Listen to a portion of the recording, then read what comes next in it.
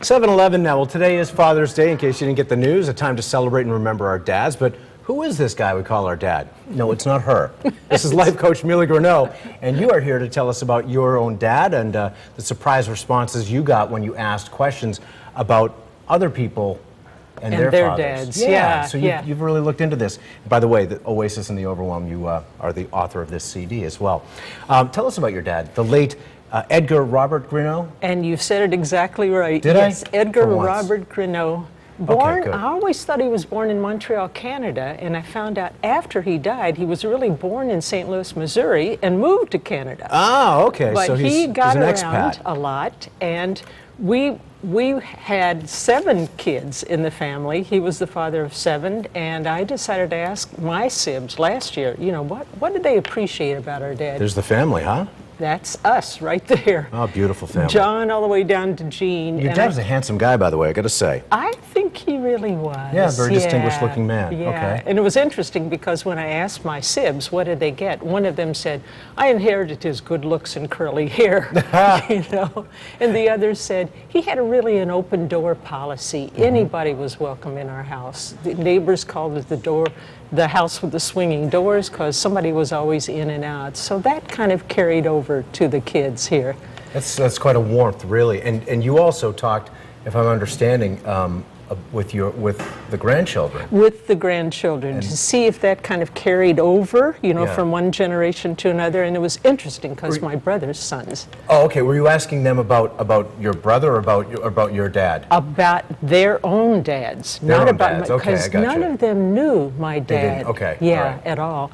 And the love and the laughter kind of carried over. This is Susie. Susie, yeah. She's Vince's daughter, and this is the latest kid in the family. Gus was born in February. Yeah. So that's the laughter and the love carrying over right through the generations there. And when I asked her what she appreciated about her dad, she said, just take joy in life and use every minute you can to make the most of it. So that was generation to generation there. And the best message maybe of all, really. I think so. We're only here for a short time, and we might as well enjoy it. Who knows? And you've also talked with people outside your family, even complete strangers. Yes.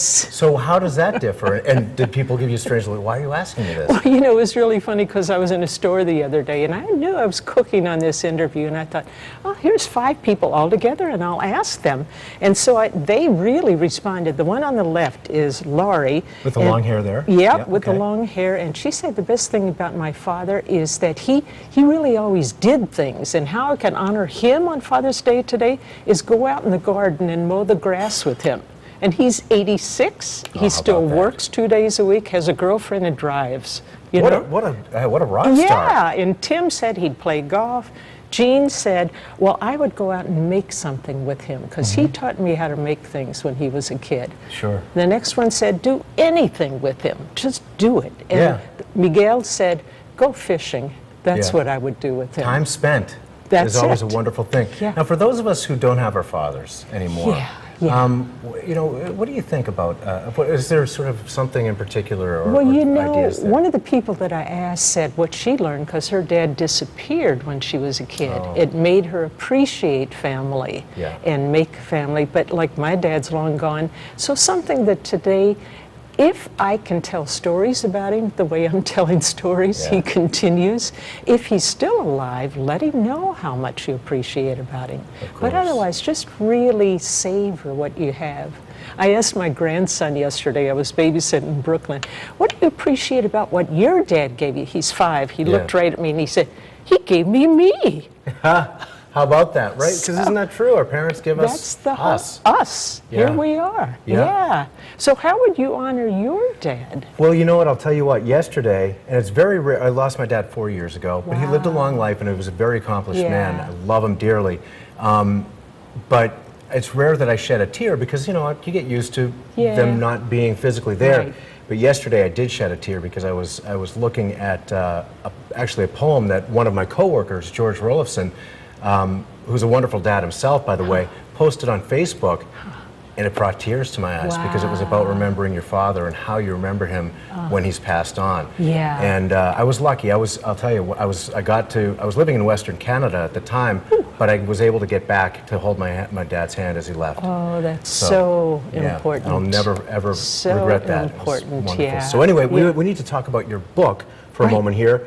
This is the book, and this is the Oasis in the Overwhelm. Right? Wonderful thing, and people can get this anywhere, right? Online, they can get it from milliegreneau.com. They can get it from amazon.com.